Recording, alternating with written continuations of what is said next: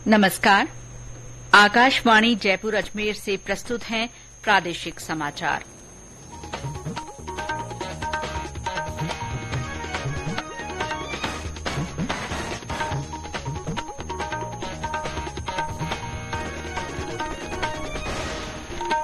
मुख्य समाचार। विधानसभा चुनावों को लेकर भाजपा के राष्ट्रीय अध्यक्ष जेपी नड्डा का प्रदेश का दौरा। प्रत्याशी चयन के लिए कांग्रेस की केंद्रीय चुनाव समिति की बैठक संपन्न।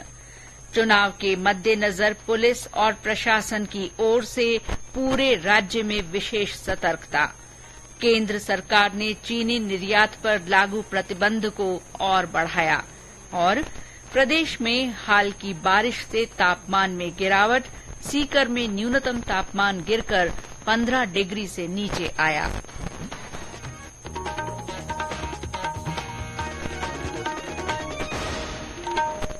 समाचारों के साथ मैं शीला चावला और अब समाचार विस्तार से। भारतीय जनता पार्टी के राष्ट्रीय अध्यक्ष जेपी नड्डा ने आज कोटा का दौरा किया।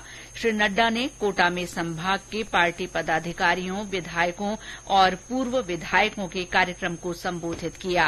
कार्यक्रम के बाद पत्रकार वार्ता में श्री नड्डा ने कहा कि कार्यकर्ताओं के जोश को देखकर वे आश्वस्त हैं कि जनता राज्य में सत्ता परिवर्तन का मन बना चुकी है। श्री नड्डा ने राज्य में महिला अत्याचार के मामले, पेपर लीक और भ्रष्टाचार के मामले में राज्य सरकार को घेरते हुए कहा कि प्रदेश से कांग्रेस सरकार की विदाई तय है। महिला उत्पीड़न में राजस्थान नंबर 1 पर है। भीलवाड़ा में जो आदिवासी बहन के साथ हुआ वो भी हम सबको ध्यान में है। जब मैं युवाओं के साथ धोखा की बात कहता हूं तो 17 पेपर लीक हुए, 50 लाख से ज्यादा यूथ के साथ अन्याय हुआ है। अगर हम किसानों की बात करें तो हमारे ध्यान में आता है कि हमारा किसान भाई जिसको कहते थे कि कर्जे माफ कर देंगे, 19,000 से ज्यादा किसानों की भूमि उसकी नीलामी हुई है और कुर्क हुई है। श्री नड्डा आज रात किशनगढ़ में मार्बल व्यवसायियों के कार्यक्रम को भी संबोधित करेंगे। राज्य में विधानसभा चुनाव के लिए कांग्रेस प्रत्याशियों की पहली सूची जल्द जारी होने की संभावना है। कांग्रेस अध्यक्ष मल्लिकार्जुन खड़गे की अध्यक्षता में आज सुबह नई दिल्ली में हुई केंद्रीय चुनाव समिति की बैठक में कई प्रत्याशियों के नामों को मंजूरी दी गई। इस बैठक में यूपीए चेयरपर्सन सोनिया गांधी, पूर्व अध्यक्ष राहुल गांधी, महासचिव वेणुगोपाल के अलावा मुख्यमंत्री अशोक गहलोत, स्क्रीनिंग कमेटी अध्यक्ष गौरव गोगोई, प्रदेश प्रभारी सुखजिंदर सिंह रंधावा और प्रदेश अध्यक्ष गोविंद सिंह डोटासरा मौजूद रहे। गौरतलब है कि कल रात नई दिल्ली में हुई कांग्रेस स्क्रीनिंग कमेटी की बैठक में नामों पर चर्चा कर उन्हें अनुमोदन के लिए केंद्रीय चुनाव समिति के पास भेजा गया। विधानसभा चुनाव को लेकर राज्य में पुलिस द्वारा विशेष सतर्कता बरती जा रही है। राजस्थान पंजाब सीमा पर पुलिस की ओर से विशेष नाकाबंदी की गई है। नाकाबंदी में सीमा पार से आने जाने वाले वाहनों की सघन जांच की जा रही है। बीएसएफ और पुलिस के जवानों और अधिकारियों ने आज रायसिंह नगर में संयुक्त फ्लैग मार्च निकाला। बारां में पुलिस अधीक्षक घनश्याम शर्मा के नेतृत्व में फ्लैग मार्च निकाला गया।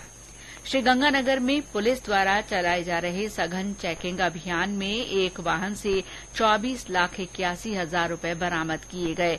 इसी तरह पुलिस ने बांसवाड़ा जिले के आनंदपुरी क्षेत्र में एक पिकअप से 50 कार्टन अवैध अंग्रेजी शराब जब्त की। पुलिस ने इस संबंध में एक व्यक्ति को गिरफ्तार किया है। राज्य में मतदाताओं को वोट डालने के लिए प्रेरित करने के वास्ते स्वीप गतिविधियां आयोजित की जा रही हैं। मतदाताओं को जागरूक करने के भरसक प्रयास हो रहे हैं।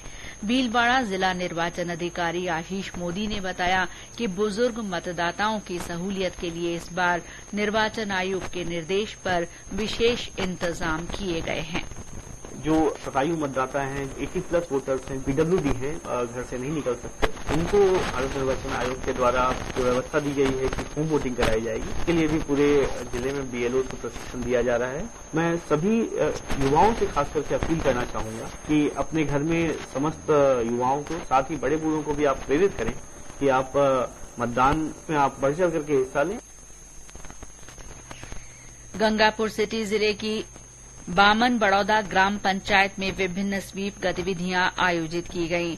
इस दौरान रंगोली तथा नारा लेखन प्रतियोगिता हुई। साथ ही मतदाता जागरूकता रैली निकाली गई और मतदाताओं को आवश्यक रूप से मतदान करने की शपथ दिलाई गई। अनूपगढ़ और रायसिंह नगर रेलवे स्टेशन पर मतदाता जागरूकता को लेकर रंगोली बनाई गई। अनूपगढ़ में राजकीय बालिका उच्च माध्यमिक विद्यालय की छात्राओं ने भी रंगोली बनाई। भरतपुर और डीग जिले में मतदान के प्रति जागरूकता लाने के लिए कॉलेज की ओर से भी स्वीप कार्यक्रम आयोजित किए गए। इसी श्रृंखला में भरतपुर के रामेश्वरी देवी कन्या महाविद्यालय में ऑनलाइन ई संकल्प पत्र भरवाए गए और मतदान की शपथ दिलाई गई। डीग के मास्टर आदितेन्द्र राजकीय महाविद्यालय में भी मतदान स्लोगन प्रतियोगिता का आयोजन किया गया। जोधपुर के शेरगढ़ क्षेत्र में चामू, ठाडिया, गिलाकोर और नाथड़ाऊ में मतदाता जागरूकता रैली निकाली गई। झुंझुनू जिले में 327 ग्राम पंचायतों में 15,000 से ज्यादा मनरेगा कर्मियों के साथ संवाद कर उन्हें वोट डालने के लिए जागरूक किया गया। टोंक के टोडा रायसिंह में शिक्षा अनुदेशकों द्वारा मतदाताओं को जागरूक किया गया। वहीं मतदाता सेल्फी प्वाइंट बनाकर प्रतियोगिताओं के जरिए आम जन को मतदान का महत्व बताया गया। बीकानेर में समाज सेवी संस्था की ओर से आयोजित कार्यक्रम में गोलगप्पों की विशेष सजावट से मतदान का संदेश दिया गया। विधानसभा चुनाव के मद्देनजर और लोकतंत्र का उत्सव मनाने के लिए आकाशवाणी समाचार जयपुर की ओर से मतदाता जागरूकता के लिए संदेश श्रृंखला शुरू की गई है। इसमें श्रोता अपना संदेश भेजकर आम जन को वोट डालने के लिए प्रोत्साहित कर सकते हैं। चुनिंदा संदेशों को हमारे समाचार बुलेटिन में स्थान दिया जाएगा। श्रोता अपने संदेश रिकॉर्ड कर या टाइप कर हमारे व्हाट्सएप नंबर 9414523668 पर भेज सकते हैं। आज सुनिए जोधपुर से हमारे श्रोता का संदेश। मैं जोधपुर से अशोक कड़ेला आगामी विधानसभा चुनाव के लिए सभी मतदाताओं से अनुरोध करता हूं कि आओ मिलकर हम सभी अपने मत का उपयोग करें। देश हमारा आगे होगा, नाम हमारा ऊंचा होगा, भारत के हर घर पर लहराता हमारा तिरंगा होगा। ये समाचार आकाशवाणी जयपुर अजमेर से प्रसारित किए जा रहे हैं। केंद्र सरकार ने चीनी निर्यात पर प्रतिबंध इस महीने की 31 तारीख से और आगे बढ़ा दिया है। इसका उद्देश्य त्योहारी सीजन के दौरान घरेलू बाजार में चीनी की उपलब्धता बढ़ाना है। इससे पहले चीनी निर्यात पर इस साल 31 अक्टूबर तक प्रतिबंध लगाए गए थे, लेकिन ये प्रतिबंध यूरोपीय संघ और अमेरिका को निर्यात की जाने वाली चीनी पर लागू नहीं होगा। प्रधानमंत्री नरेंद्र मोदी 29 अक्टूबर को आकाशवाणी के मन की बात कार्यक्रम में अपने विचार साझा करेंगे। ये इस मासिक रेडियो कार्यक्रम की 106वीं कड़ी होगी। इस कार्यक्रम के लिए श्रोता नमो ऐप या माई जीओवी ओपन फोरम पर अपने संदेश भेज सकते हैं। वे टोल फ्री नंबर 1800-117800 पर भी अपना संदेश हिंदी या अंग्रेजी में रिकॉर्ड कर सकते हैं। फोन लाइन 27 अक्टूबर तक खुली रहेंगी। फोन नंबर 1922 पर मिस्ड कॉल देकर वहां से एसएमएस से प्राप्त लिंक पर भी संदेश भेजे जा सकते हैं। और अब मौसम। प्रदेश में बीते 2-3 दिन में हुई बारिश और ओलावृष्टि से तापमान में गिरावट दर्ज की गई है। राज्य के ज्यादातर हिस्सों में रात का तापमान 20 डिग्री से नीचे पहुंच गया है। वहीं दिन का तापमान भी सामान्य से नीचे बना हुआ है। सीकर में बीती रात न्यूनतम तापमान 14.5 डिग्री सेल्सियस दर्ज किया गया। इसके अलावा सिरोही में न्यूनतम तापमान 16 डिग्री, श्रीगंगानगर में 16.5, हनुमानगढ़ के संगरिया में 16.6 और सीकर के फतेहपुर में 17.2 डिग्री सेल्सियस दर्ज किया गया। बीते 24 घंटों में पूर्वी और पश्चिमी भागों में कुछ स्थानों पर हल्की बारिश दर्ज की गई। सवाई माधोपुर के पीएम श्री केंद्रीय विद्यालय में आज सतत पोषणीय विकास पर परिचर्चा का आयोजन किया गया। इस कार्यक्रम में वरिष्ठ कृषि वैज्ञानिक बीएल ढाका ने सतत विकास के साथ जीवन में सफलता और श्रेष्ठ व्यक्तित्व निर्माण के तरीकों पर भी प्रकाश डाला।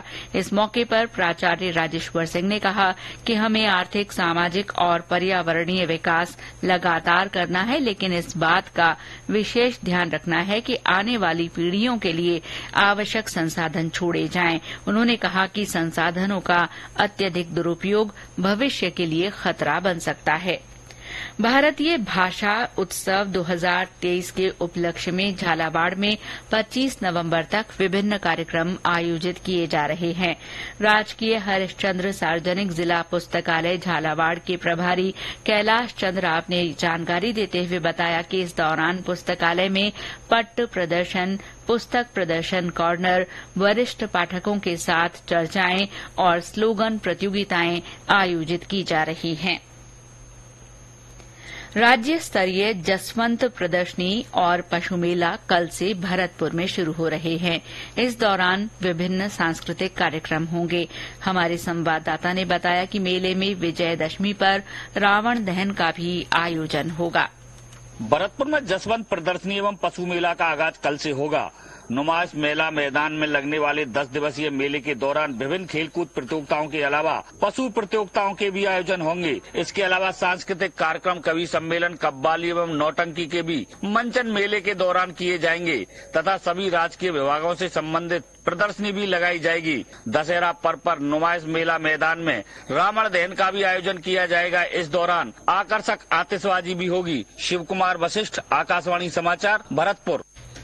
जयपुर के जवाहर कला केंद्र में 20 से 24 अक्टूबर तक दशहरा नाट्य उत्सव मनाया जाएगा। उत्सव में लगातार 5 दिन शाम को लोक नाट्य की प्रस्तुति होगी। इन नाटकों में दर्शकों का प्रवेश निःशुल्क रहेगा। वरिष्ठ नाट्य निर्देशक अशोक राही के निर्देशन में हो रहे लोक नाट्य में 60 से अधिक अभिनेताओं समेत लगभग 150 कलाकार सक्रिय रूप से अपनी भागीदारी निभाएंगे। कार्यक्रम में अभिनय के साथ ही कथक, भरतनाट्यम, लोक नृत्य और लोक गीत भी मुख्य आकर्षण होंगे। नाट्य प्रस्तुति में संवादों के साथ ही दोहे, छंद, गीत, घनाक्षरी और चौपाइयों का समावेश भी होगा। और अंत में मुख्य समाचार एक बार फिर। विधानसभा चुनावों को लेकर भाजपा के राष्ट्रीय अध्यक्ष जेपी नड्डा प्रदेश के दौरे पर हैं।